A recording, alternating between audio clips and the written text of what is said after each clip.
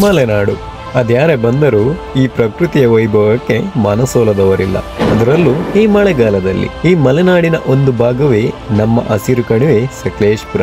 ಇಲ್ಲಿಯ ಗುಪ್ತರತ್ನ ಶ್ರೀ ಬೆಟ್ಟದ ಭೈರವೇಶ್ವರ ಸರಿಸುಮಾರು 600ರಿಂದ 700 ವರ್ಷಗಳ ಪುರಾತನ ಐತಿಹಾಸಿಕ ದೇವಾಲಯ. ಪಾಂಡವರ ಬಗ್ಗೆ ಒಣಕೆ ಇದೆ, ಕಲ್ಲುಗಳಿದೆ, ಮತ್ತೆ ಬಸವನ ಹೆಜ್ಜೆಗಳೆಲ್ಲ ಇದೆ. ಇಲ್ಲಿ ಪಾಂಡವರು ಅಜ್ಞಾತವಾಸದಲ್ಲಿದ್ದಾಗ ನೆಲೆಯಾಗಿದ್ದರು. ಇಂದಿಗೂ ಇವರ ಗುರುತಿಗೆ ಹಲವಾರು ಕುರುಹುಗಳು ಇಲ್ಲಿ ಕಾಣಸಿಗುತ್ತವೆ ಎಂಬ ಮಾತಿದೆ.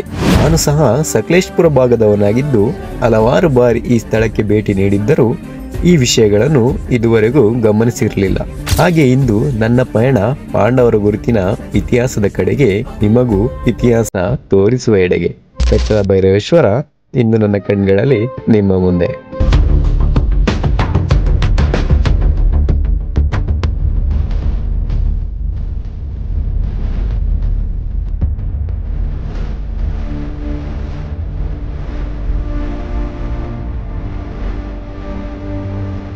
ಹಲೋ ಬೋಸ್, ನಮಸ್ಕಾರ.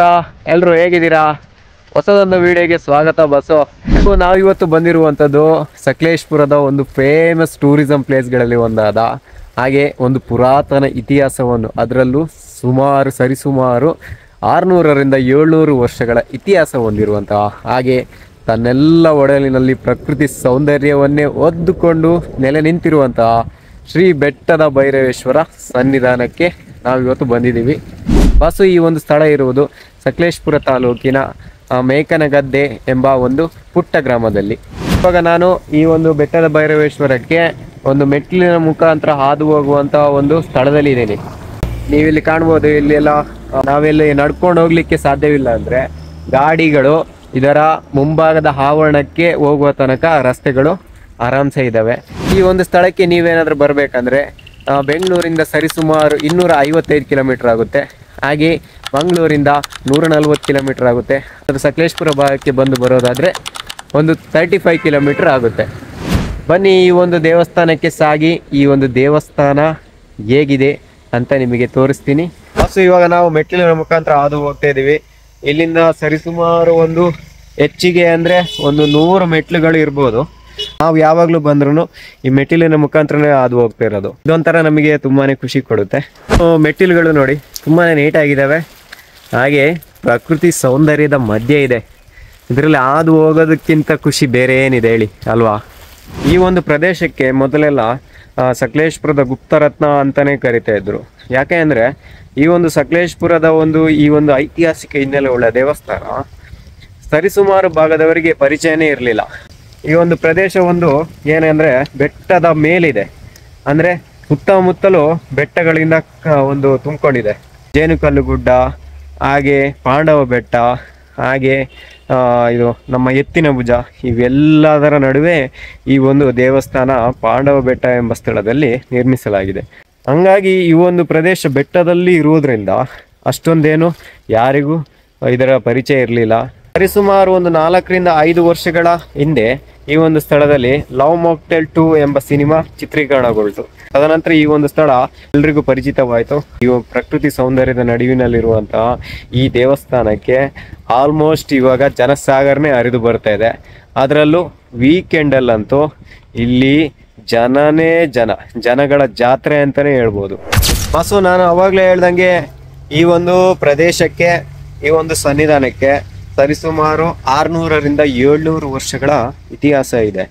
ಆದರೆ ಸರಿಯಾಗಿ ಇದುವರೆಗೂ ಒಂದು ಉಲ್ಲೇಖ ಮಾಡಿಲ್ಲ. ಯಾವುದೇ ಒಂದು ಇದರಲ್ಲೂ ಸರಿಸುಮಾರು ಇಷ್ಟೇ ವರ್ಷ ಆಗಿದೆ ಅಂತ ಉಲ್ಲೇಖ ಮಾಡಿಲ್ಲ.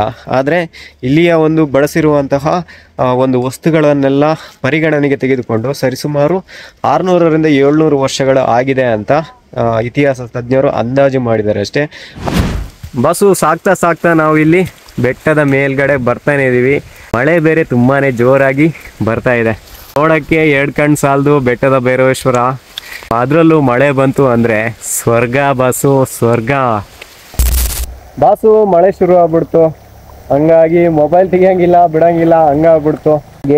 ಈಗ ಈ ಬೆಟ್ಟದ ಭೈರವೇಶ್ವರ ಸನ್ನಿಧಾನಕ್ಕೆ ನಾವು ಹಾದು ಹೋಗ್ತೀವಲ್ಲ, ಮೆಟ್ಟಿಲಿನ ಭಾಗದಲ್ಲೇ ಬಂದರೆ ನಮಗೆ ಇಲ್ಲಿ ನಾಗಬನ ಕಾಣ್ತಾ ಇದೆ. ಇಲ್ಲಿ ನಾಗಾರಾಧನೆಗೆ ಸಂಬಂಧಿಸಿದ ಪೂಜೆ ಪುನಸ್ಕಾರಗಳನ್ನೆಲ್ಲ ಮಾಡ್ತಾರೆ. ವಾಸ್ತವವಾಗಿ ನಾವು ದೇವಸ್ಥಾನದ ಬಳಿ ಬಂದೇ ಬಿಟ್ವಿ. ಬನ್ನಿ ದೇವಸ್ಥಾನ ಹೇಗಿದೆ ಅನ್ನೋದನ್ನು ಇವತ್ತು ನಿಮಗೆ ತೋರಿಸ್ತೀನಿ. ಪ್ರಕೃತಿಯ ಮಡಿಲು, ಮಳೆ ಜೊತೆಗೆ ಬೆಟ್ಟದ ಭೈರವೇಶ್ವರ ನೋಡೋದೇ ಒಂದು ಸ್ವರ್ಗ.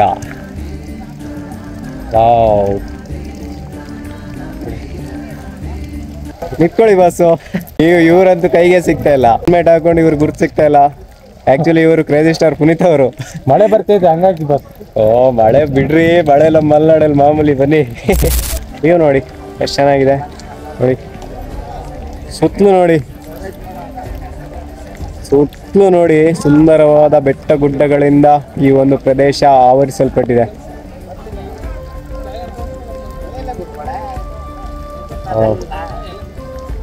ಮತ್ತು ದೇವಸ್ಥಾನದ ವರಾಂಡ ನೋಡಿ, ಒಂದು ಸರಿಸುಮಾರು 1.5 ಅಡಿಯಷ್ಟು ಕಟ್ಟೆಗಳನ್ನು ನಿರ್ಮಾಣ ಮಾಡಿ ಒಂದು ಜಗಲಿ ರೀತಿ ಮಾಡಿದ್ದಾರೆ. ಓಡಾಡಲಿಕ್ಕೆಲ್ಲ ಯಾವುದೇ ರೀತಿ ತೊಂದರೆ ಇಲ್ಲ. ಹಾಗೆ ನಡೆದಾಡಲು ಕಲ್ಲುಗಳನ್ನು ಹಾಕಿದ್ದಾರೆ. ದೇಗುಲದ ಎಂಟ್ರೆನ್ಸ್ ಪಾಯಿಂಟ್ ಇದೆ ನೋಡಿ. ಬೆಳಿಗ್ಗೆ 6ರಿಂದ 9 ಗಂಟೆವರೆಗೆ ಇಲ್ಲಿ ಓಪನ್ ಇರುತ್ತೆ. ಆಲ್ರೆಡಿ ಪೂಜೆ ಎಲ್ಲ ಮಾಡೋಗಿದ್ದಾರೆ. ಇವಾಗ ಸರಿಸುಮಾರು 12 ಗಂಟೆ, ಇವಾಗ ಕ್ಲೋಸ್ ಇದೆ. ಬಸ್ಸು ಈ ದೇವಸ್ಥಾನದ ಒಂದು ವಿಶೇಷತೆ ಏನಂದ್ರೆ, ಇಲ್ಲಿ ಪಾಂಡವರು ನೆಲೆಸಿದ್ರು. ಅಜ್ಞಾತವಾಸದಲ್ಲಿ ಪಾಂಡವರು ಇಲ್ಲಿ ನೆಲೆಯಿಂತಹ ಜಾಗ ಅಂತ ಹೇಳ್ತಾರೆ.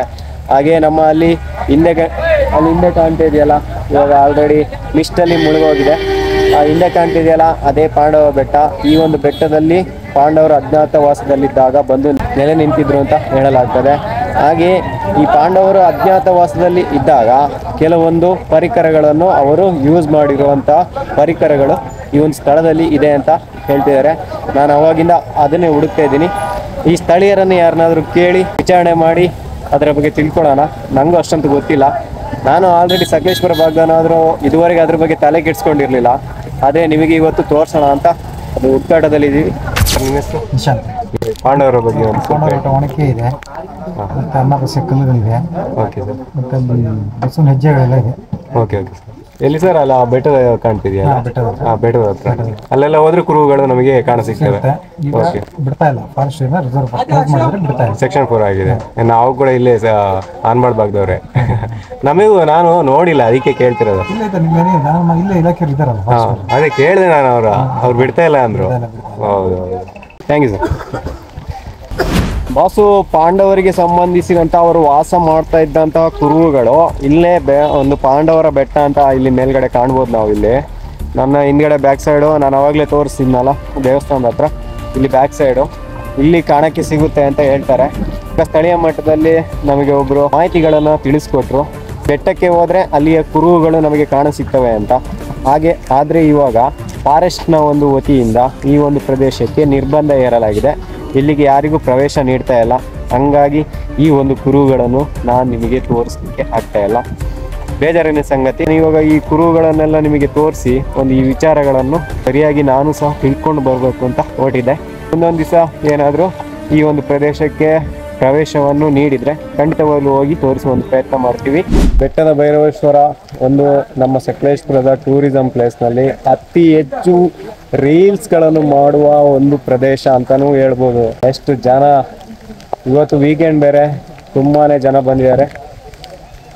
ಎಲ್ಲರೂ ತುಂಬಾ ನೇಚರ್ ಎಂಜಾಯ್ ಮಾಡೋದ್ರ ಜೊತೆಗೆ ತಮ್ಮ ನೆನಪುಗಳನ್ನು ಸೆರೆ ಇಟ್ಕೊಳ್ತಿದ್ದಾರೆ. ದೇವಸ್ಥಾನದ ಆವರಣ ನೋಡ್ಬೋದು. ಕರಿಶಿಲೆಗಳಿಂದ ಮಾಡಿಕೊಂಡಿದ್ದೀವಿ ನೋಡಿ. ಈ ಕಲ್ಲುಗಳು ನೋಡಿ ತುಂಬಾನೇ ಕಪ್ಪುಗಿದೆ.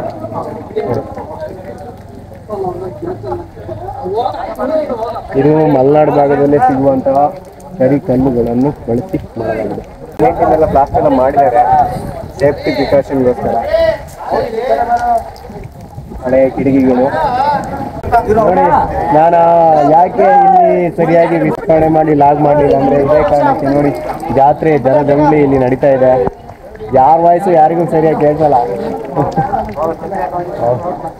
CCTV ಕಣ್ಗಾವಲು ಬೇರೆ ಇದೆ ಇಲ್ಲಿ. ಹೊಯ್ಸಳರ ಕಲಾಕೃತಿಗಳನ್ನು ಆಲ್ರೆಡಿ ನಮ್ಮ ಹಾಸನ ಜಿಲ್ಲೆಯಲ್ಲಿ ನೋಡ್ಕೊಂಡು ಬಂದಿದ್ದೀವಿ. ಅಂದರೆ ಸರಿಸುಮಾರು ನಾನು 2 ವಿಡಿಯೋನ ಅಪ್ಲೋಡ್ ಮಾಡಿದ್ದೀನಿ, ಬೇಲೂರು ಮತ್ತು ಹಳೇಬೀಡಿನ. ಇದೊಂದು ಅದ್ಭುತವಾದ ಕಲಾಕೃತಿ. ಹಾಗೆ ಈ ಒಂದು ಚೊಕ್ಕದಾದ ಒಂದು ಶಿವನ ದೇಗುಲ ಸಹ ಹೊಯ್ಸಳರ ಒಂದು ಕಾಲಘಟ್ಟದಲ್ಲಿ ಆಗಿದೆ. ಅವರ ಒಂದು ಶಿಲ್ಪಕಲೆಗಳ ಜ್ಞಾನ ಮಟ್ಟಕ್ಕೆ ಬೆಟ್ಟದ ಭೈರವೇಶ್ವರ ಟೆಂಪಲ್ ಸಹ ಒಂದು ಉದಾಹರಣೆಯಾಗಿದೆ. ಬಾಸು, ಈ ಒಂದು ವಿಡಿಯೋನ ಒಂದು ಮುಗಿಸೋ ಸಮಯ ಬಂದಿದೆ. ಈ ಒಂದು ವಿಡಿಯೋ ನಿಮ್ಗೆ ಇಷ್ಟ ಆಗಿದೆ ದಯಮಾಡಿ ಲೈಕ್, ಸಬ್ಸ್ಕ್ರೈಬ್ ಹಾಗೆ ಶೇರ್ ಮಾಡೋದನ್ನ ಮರಿಬೇಡಿ ಅಂತ ಹೇಳ್ತಾ ಮತ್ತೊಂದು ಹೊಸ ವಿಡಿಯೋದಲ್ಲಿ ಮತ್ತೆ ಸಿಗ್ತೀವಿ. ಅಲ್ಲಿವರೆಗೂ ನಮಸ್ಕಾರ, ಎಲ್ರಿಗೂ ಒಳ್ಳೆಯದಾಗ್ಲಿ, ಬಾಯ್. ನೋಡ್ಬೇಕು ನಮ್ಮ ಸಕಲೇಶ್ಪುರಕ್ಕೆ ಬನ್ನಿ ಬಾಸು.